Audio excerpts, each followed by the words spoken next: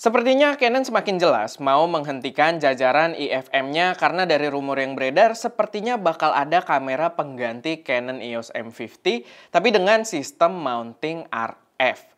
Apakah ini berarti sudah waktunya untuk meninggalkan sistem IFM Canon? Dan kira-kira semenarik apa sih kamera yang dirumorkan ini?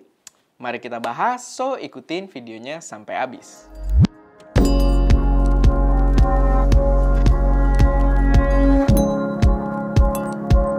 Halo semuanya, selamat datang di channel SM Media dengan gue Erwin. Dan pada video kali ini gue pengen bahas sedikit rumor tentang kamera yang akan diluncurkan oleh salah satu brand terbesar di dunia kamera, yaitu adalah brand Canon.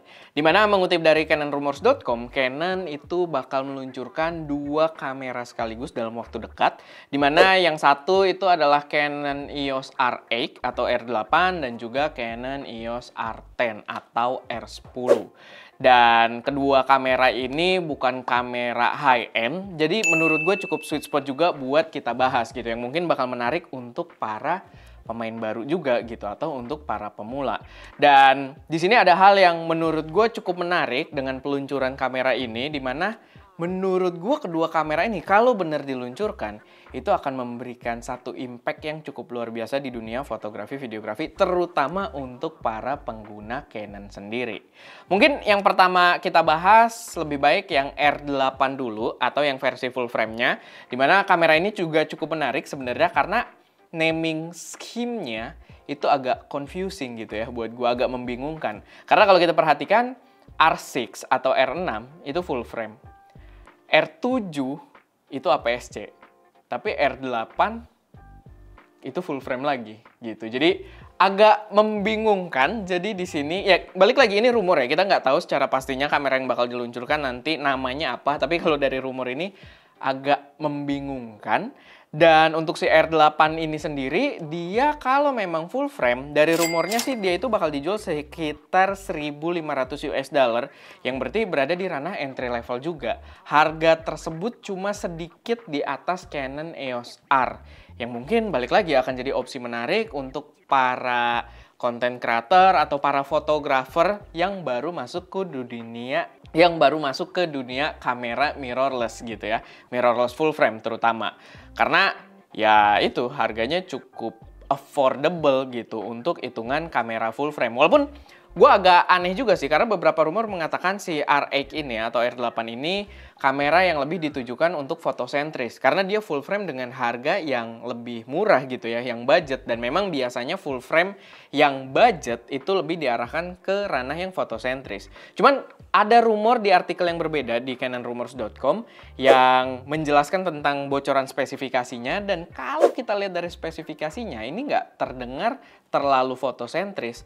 Kayak contohnya dia bisa 4K 60p dan bahkan itu 4K-nya dia downsampling dari 6K. Lalu dia punya Silog 3 juga yang itu agak too good to be true karena Canon biasanya pelit soal Silog 3 gitu ya. Soal pemberian profile lock di kamera-kamera entry levelnya, sama dia juga mendukung Full HD 180 frame per second gitu. Jadi slow-mo-nya bisa sampai 180 frame per second. Dan kalau lihat dari fitur yang tertera tersebut, nggak terdengar seperti fotosentris banget gitu ya. Mungkin semi-semi hybrid. Mungkin fotonya lebih oke, tapi semi-semi hybrid, jadi videonya nggak terlalu tertinggal juga. Walaupun balik lagi ini masih rumor, kita juga tidak tahu.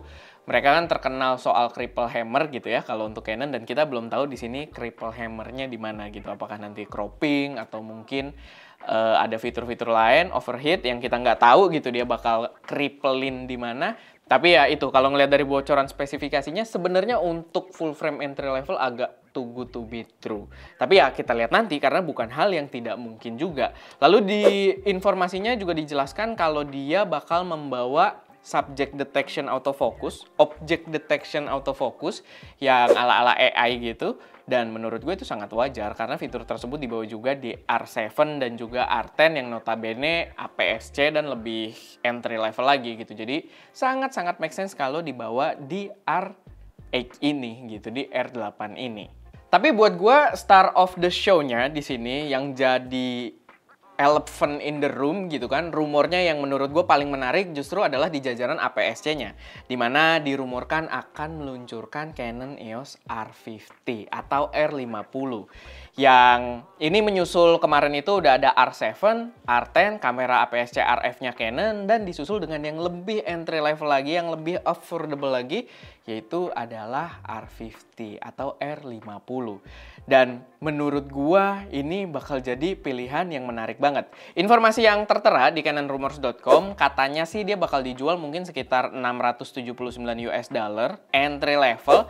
Berarti di harga tersebut harusnya kayaknya dia bersaing dengan ZV-E10 dengan Z30 punyanya Nikon gitu ya. Jadi akan bermain di ranah-ranah tersebut walaupun dia agak lebih mahal dikit sih sebenarnya, tapi ya menurut gua akan bersaing di ranah tersebut dan menurut gua akan jadi pilihan menarik juga. Sama katanya sih informasinya dia bakal tersedia dalam 2 pilihan warna yang sangat masuk akal juga karena kalau kita lihat M50 pun kayak gitu.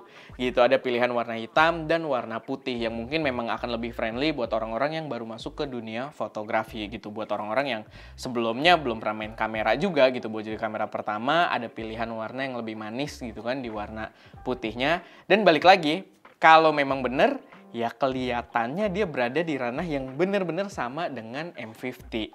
Cuman gini, sama dengan judul video ini atau di thumbnailnya juga mungkin gue tekankan, R50 ini, kabar rumor dari R50 ini jelas-jelas menekankan kalau Canon sepertinya udah fix akan meninggalkan jajaran sistem IFM-nya. Yang membuat gua sangat berpikir kalau kalian lagi consider antara M50 atau mungkin M6 Mark II gitu kan, yang padahal kedua itu harganya ya cukup pricey juga, nggak murah-murah banget. Menurut gua akan jadi keputusan yang sangat tidak bijak untuk ngambil kamera tersebut gitu. Karena jajaran IFM ini sistemnya ini udah jelas-jelas ditinggalin banget sama Canon. Kalau kita berbicara kalian mungkin budgetnya kecil banget, kalian mau memilih kamera entry level gitu kan yang mungkin lebih bijak untuk diambil, menurut gue ya, daripada jajaran IFM kayak M50 atau M50 Mark II atau M6 Mark II atau kawan-kawannya, menurut gue lebih masuk akal DSLR malah.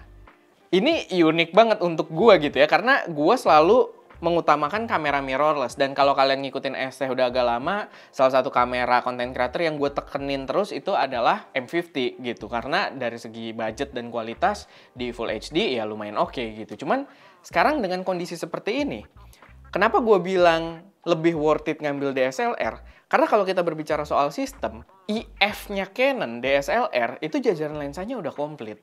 Gitu. Kalian butuh lensa dengan karakter seperti apa, IFS dan IF-nya Canon itu udah komplit. Sedangkan IFM Canon, mirrorless APS-C Canon yang dulu, itu pilihan lensanya dikit banget. Dan dengan sekarang jajaran RF udah keluar untuk versi APS-C juga, ya kayaknya nggak bakal di-develop lagi IFM ini, akan jadi hal yang sia-sia gitu. Jadi kalau kalian di tahun 2023 ini ngambilnya jajaran IFM Canon, entah itu M50, entah itu tadi M6 Mark II, menurut gue sangat tidak bijak. Karena pilihan lensanya nggak bakal ada lagi gitu loh. Ya balik lagi ini nggak tahu ya, ini spekulasi juga. Tapi ngelihat dari karakter-karakter, rumor-rumor yang udah keluar, kayaknya nggak bakal di-develop lagi. Belum lagi lensa third party juga pasti males gitu. Kayak Sigma, Tamron, Viltrox pun digugat sama Canon gitu kan karena bikin lensa buat jajaran Canon. Itu RF sih kasusnya, bukan IFM. Tapi ya maksud gue terlepas dari itu, brand-brand third party pun gue yakin nggak mau bikin gitu lensa-lensa IFM.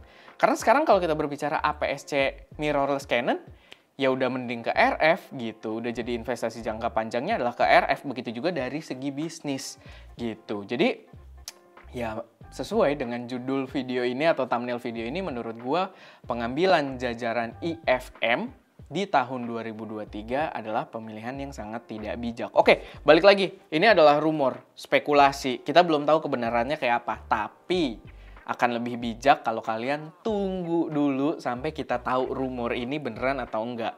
Karena kalau kalian udah beli M50 atau M6 Mark II sekarang dan ternyata rumornya bener, yang keluar adalah R50 dan lensa-lensa juga yang disebutkan di Canon Rumors tersebut, lensa-lensa kit, lensa-lensa entry level untuk RF APS-C, ya akan jadi sebuah penyesalan karena itu udah jadi palu penentu kalau jajaran IFM udah ditinggalkan. Balik lagi, bahkan dalam artian yang lebih luas, gue berpendapat kalau DSLR Canon akan lebih oke untuk mulai gitu. Karena kalian buat glass-nya atau lensanya, jajaran IFS, jajaran IF itu udah banyak banget pilihannya gitu di market. Untuk cari bekasnya juga lebih gampang dibandingkan IFM. Karena IFM ya memang ekosistem yang nggak di-develop gitu. Bahkan sebelum RF APS-C nongol pun, IFM itu udah dikomplain soal development lensa-lensanya gitu. Jadi ya menurut gua balik lagi, nggak bijak kalau kalian ngambil mirrorless IFM-nya Canon di tahun 2023 ini. Tapi itu aja sih sedikit pembahasan dari gua. Menurut gua R50, R8 ini wajib banget buat diantisipasi, walaupun gua sih lebih ke R50-nya ya, karena entry level yang menurut gua menarik banget di jajaran APS-C, dan development lensanya otomatis, ekosistem lensanya bakal semenarik apa kita lihat nanti.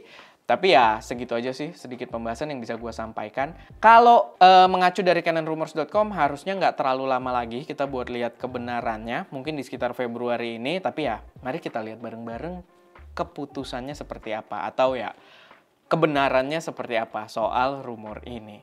Tapi itu sedikit opini gue dan pembahasan dari gue. Kalau kalian punya opini sendiri silahkan taruh aja semuanya di kolom komentar. Atau mungkin pembahasan gue terlalu subjektif, kalian punya insight yang mungkin berguna buat teman-teman yang lain juga, silahkan taruh aja semuanya di kolom komentar, nggak ada masalah.